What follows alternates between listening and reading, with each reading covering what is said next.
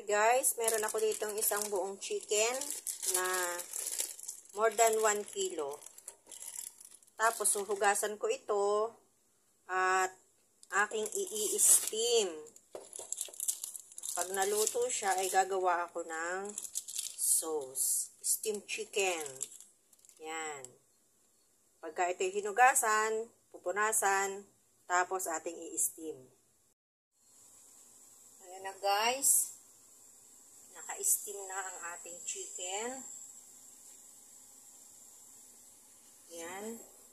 Mamaya i-check natin kung luto. Paano ba malaman na luto na yung ating chicken?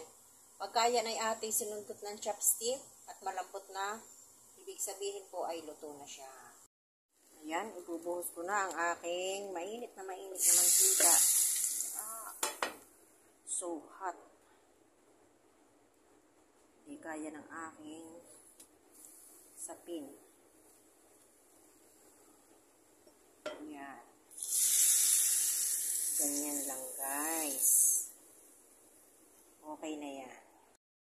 Ayan guys, ang finished product ng ating sauce. Ginger sauce.